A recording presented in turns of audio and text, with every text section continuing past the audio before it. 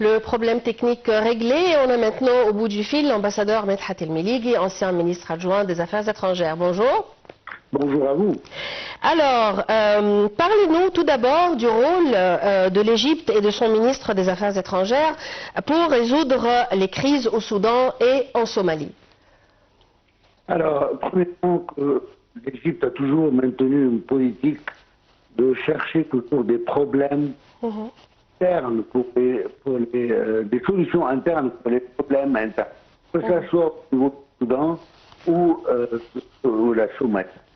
Alors, n'oublions pas qu'il y a toujours des forces externes qui cherchent toujours à déstabiliser les situations.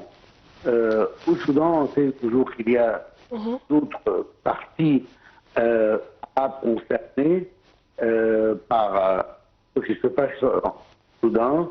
On a vu il y a quelques jours, par exemple, la suite du président Abdel Fattah ici, son excellence, voir exactement comment est-ce qu'on peut aider à passer une solution avec les Émirats. Juste effectuer une visite là-bas, malgré qu'il y a des divergences, que ce soit l'Égypte et l'Émirat, ou même avec deux parties du Soudan, les fractions, les milices, si je peux dire, du Soudan. D'autre côté aussi, toujours le même problème qui concerne la Somalie.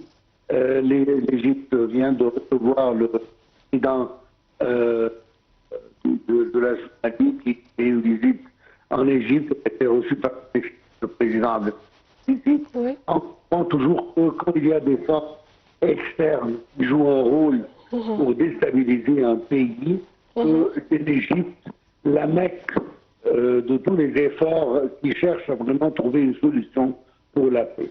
Oui.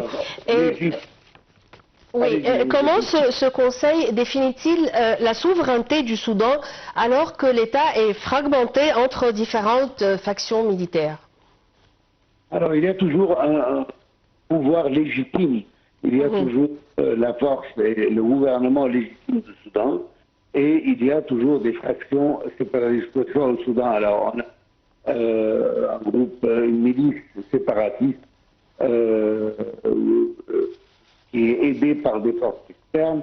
Et aussi en Somalie, on a la question du Somaliland et qui est alimentée par d'autres pays qui cherchent à déstabiliser le Somalie. Et je peux citer d'une manière claire, telle que l'Éthiopie et Israël.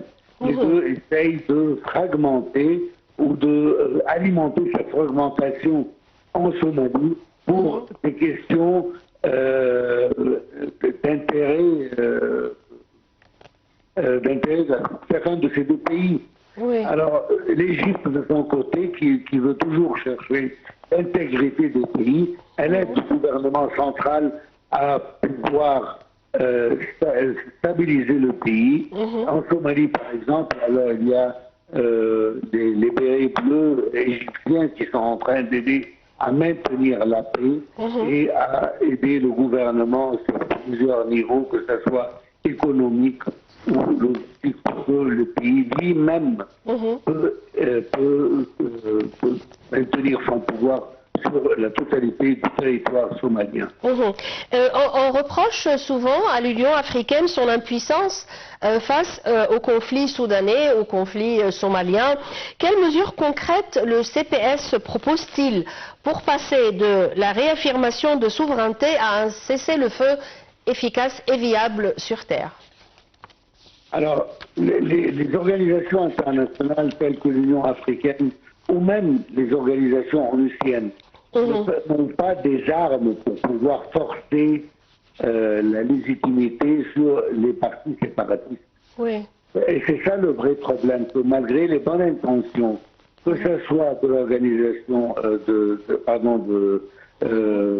l'Union africaine ou toute autre organisation internationale, ne peut pas achever cela sans la bonne intention de tous les partis à chercher une unité, une intégrité du territoire du pays.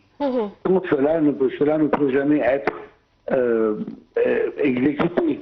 On a le même problème, par exemple, en Israël, malgré toutes les résolutions des Nations Unies, des organisations internationales, mais Israël continue toujours à forcer sa vision pour le nouvel Moyen-Orient. Pourquoi? Parce que Israël utilise la force militaire, tandis que les organisations internationales utilisent la logique et le droit international qui n'ont d'habitude aucun respect chez les partis séparatistes ou les partis qui cherchent à déstabiliser un pays. La réaffirmation de la souveraineté est une posture diplomatique. Le CPS est-il prêt à imposer des sanctions aux acteurs, qu'ils soient internes ou externes, qui violent ces principes? Oui, mais comme je vous dis, comment est-ce qu'on peut appliquer ces règles? On peut appliquer juste, c'est la force qui décide, et la bonne volonté, la bonne volonté politique, la bonne foi. Et cela n'est pas présent parce qu'il y a d'autres intérêts, que ce soit économique ou d'acquérir le pouvoir. Et c'est ça le vrai problème.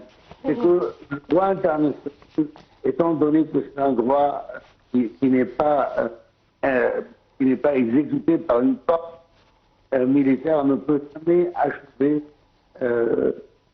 son objectif. Donc il y a une vraie intention, une vraie volonté politique pour pouvoir achever ce résultat. Et si ces crises persistent, quel est l'impact sur la crédibilité de l'architecture africaine de paix et de sécurité, la PSA, ou même l'Union africaine tout entière? On continuera toujours à demander au pays, à demander aux groupes de se plier au droit interne. C'est le seul moyen. Mais est-ce que on peut toujours appliquer des sanctions, on peut appliquer des embargos, ces groupes qui ne veulent pas se plier.